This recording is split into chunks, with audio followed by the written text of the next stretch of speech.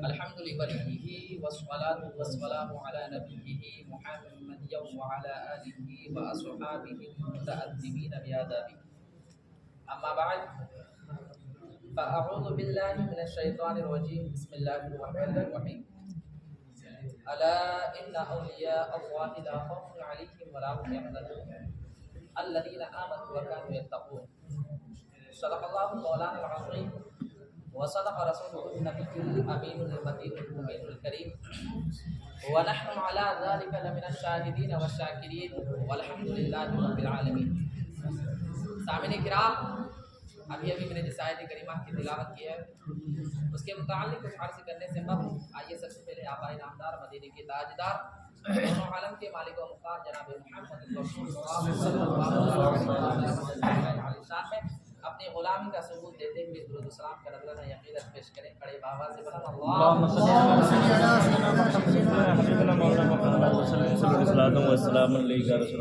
اللہ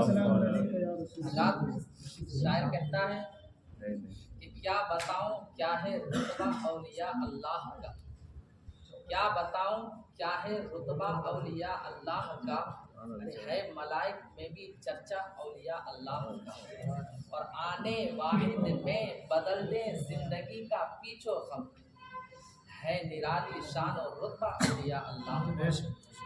اور ایک پیالے میں انا ساگر کا پانی بھر دیا، ایک پیالے میں انا ساگر کا پانی بھر دیا، ارے دیکھ لے نجدی کیا ہے رتبہ اولیاء اللہ.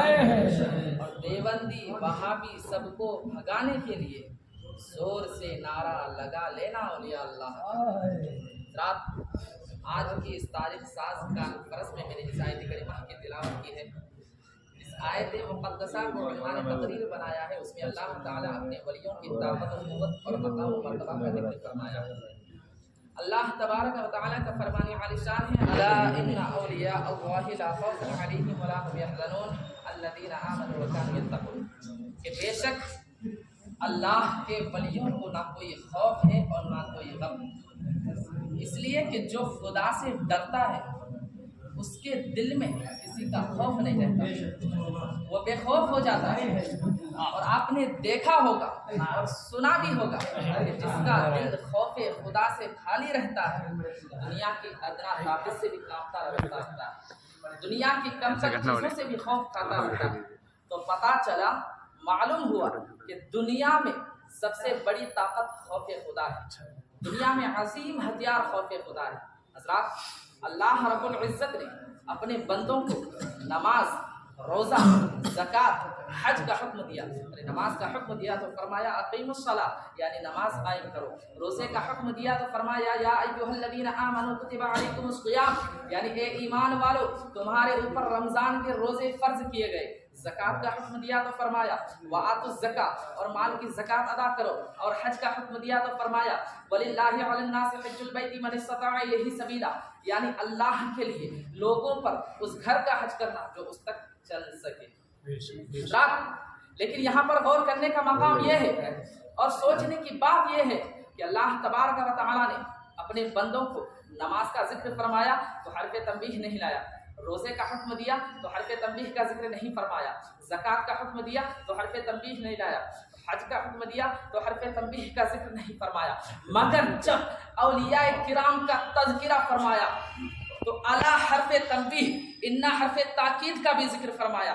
میں سوچنے لگا اور غور کرنے لگا کہ آخر اس میں بات کیا ہے، آخر اس میں راز کیا ہے، آخر اس میں حکمت کیا ہے. تو پتہ چلا، معلوم ہوا کہ اولیاء اللہ کے ذکر میں حرف تنبیہ لانے کی وجہ یہ ہے کہ اللہ عالم الغیب والشہادہ ہے، وہ غیب کا جاننے والا ہے. اللہ تبارک و تعالیٰ کو معلوم ہے کہ آخری زمانہ میں کچھ لوگ ایسے پیدا ہوں گے، کچھ لوگ ایسے جہنم میں جائیں گے جو نماز کا انکار تو نہ کریں گے، روزے کا انکار تو نہ کریں گے، حج و زکات کا انکار تو نہ کریں گے، ارے وہ نماز تو اتنی پڑھیں گے کہ پیشانی بھی کالی کر لیں، روزہ پر روزہ رکھیں گے، مال کی زکات خوب نکالیں گے، حج پر حج کریں گے، ان سب عبادتوں کی عظمت و اہمیت کا انکار تو نہ کریں گے، مگر جب اولیاء کرام کا تذکرہ آئے گا تو ان کے فضائل و کمالات کا انکار کریں گے، ان کے کسب و کرامات کا انکار کریں گے، ان کی طاقت و قوت کا انکار کریں گے۔ اسی لیے کہ اللہ رب العزت نے جب اپنے پیاروں کا ذکر فرمایا، اپنے ولیوں کا ذکر فرمایا، اپنے محبوبوں کا ذکر فرمایا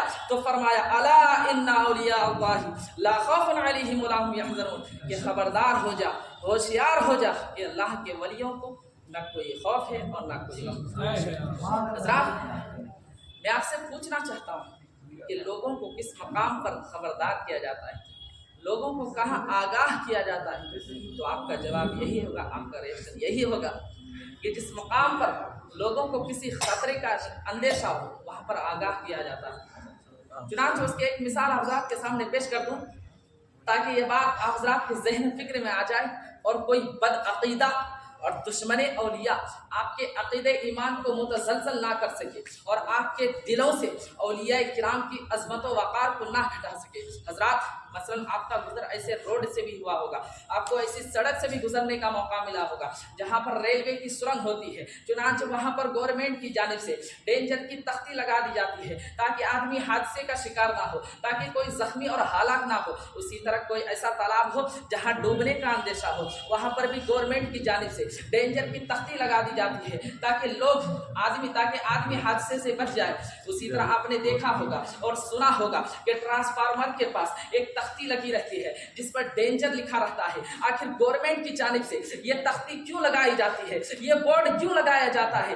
ظاہر ہے کہ یہ اس لیے لگایا جاتا ہے کہ یہاں پر ایک وائر ہے جس پر پاور ہاؤس کا کرنٹ رواں دواں ہے، اور گھر میں بھی اس طرح کا وائر ہوتا ہے جس پر کپڑے وغیرہ سوکھنے کو ڈالتے ہیں، کہیں ایسا نہ ہو کہ لوگوں کا یہاں سے گزر ہو اور اس وائر کو اپنے گھر کی طرح معمولی وائر سمجھ لے، اور گھر میں جس طرح وائر کو پکڑتا ہے یہاں بھی پکڑ لے اور انہیں کرنٹ لگ جائے، بجلی کا جھٹکا لگ جائے اور اپنی جان سے ہاتھ دھو بیٹھے۔ تو پتا چلا، معلوم ہوا کہ جہاں جہاں جان کا خطرہ تھا وہاں وہاں گورنمنٹ نے خبردار کا بورڈ لگا دیا۔ تو مجھے کہہ لینے دیجئے کہ جہاں جہاں جان کا خطرہ تھا وہاں وہاں گورنمنٹ نے خبردار کی بورڈ لگا دی، اور جہاں جہاں ایمان کا خطرہ تھا وہاں وہاں رب کائنات نے الا انا کا بورڈ لگا دیا۔ اولیاء کرام کو اخروی زندگی میں بارگاہ خداوندی سے جو مراتب و درجات نصیب ہوں گے، آئیے اس حدیث کی روشنی میں سماعت کیجیے۔ رسول اکرم صلی اللہ علیہ وسلم نے ارشاد فرمایا، قال رسول اللہ صلی اللہ علیہ وسلم ان من عباد اللہ لاناسا ما هم بانبیاء ولا شهداء یقبضهم الانبیاء والشهداء یوم القیامة بمکانهم من اللہ۔ خدا کے بندوں میں سے کچھ لوگ ایسے ہوں گے جو نہ انبیاء ہوں گے اور نہ شہداء، مگر کل قیامت کے دن خدا کے دربار میں ان کے مراتب و درجات پر انبیاء اور شہداء بھی رشک کریں گے۔ صحابہ کرام بارگاہ رسول میں عرض کرتے ہیں، قالوا یا رسول اللہ صلی اللہ علیہ وسلم تخبرنا منهم، قال هم قوم اتخذوا الى الله من غیر ارحام بینهم واموال یتعالونها۔ یعنی وہ لوگ کون ہیں جو بغیر کسی رشتہ داری کے، بغیر کسی مالی لین دین کے، صرف اللہ کی رحمت یعنی اس کے دین کی وجہ سے ایک دوسرے سے محبت کرتے ہیں۔ سرکار اقدس صلی اللہ علیہ وسلم آگے فرماتے ہیں، فواللہ ان وجوہهم لنور وانہم لعلی نور لا یخافون اذا خاف الناس ولا يحزنون اذا حزن الناس۔ خدا کی قسم ان کے چہرے نور کے ہوں گے اور وہ نور کے اوپر ہوں گے۔ جب سب لوگ ڈر رہے ہوں گے تو وہ اس وقت بے خوف ہوں گے، اور جب سب لوگ غمگین ہوں گے تو وہ اس وقت بے غم ہوں گے۔ خاموشی اختیار کریں۔ اولیاء اللہ کے وفاداروں، مقام اولیاء کو سمجھو۔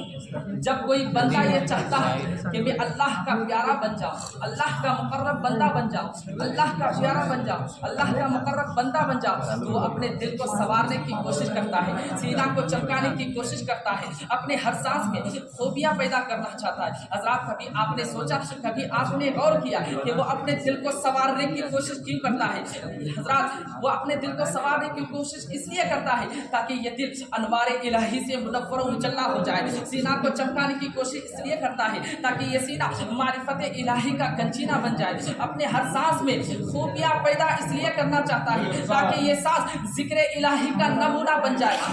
تو جب دل سنور جاتا ہے, سینہ چمک جاتا ہے, سانس ذکر الہی میں مصروف ہو جاتی ہے, تو خدا تعالیٰ کی طرف سے یہ اشارہ ملنے لگتا ہے, اے میرے بندو, اے میرے بندو, اس مقام کو حاصل کرنے کے لیے, اس بلندی کو پہنچنے کے لیے صرف دل کو سنوارنے سے کام نہ چلے گا, سینہ کو چمکانے سے کام نہ چلے گا, بلکہ اپنے وجود کو عشق الہی کے بھٹی میں جھونکنا پڑے گا, عشق رسول کی بھٹی میں چلانا پڑے گا. جب تم ایسا کرو گے تو خود بخود دل بھی سنور جائے گا, سینہ بھی چمک جائے گا, آنکھوں میں نور بھی آ جائے گی, کانوں کی سماعت بھی تیز ہو جائے گی, پورے جسم میں طاقت و قوت بھی آ جائے گی. اسی لیے تو شاعر کہتا ہے کہ کتنے عالم ہیں کہ گنچوں پہ گزر جاتے ہیں, تب کہیں جا کے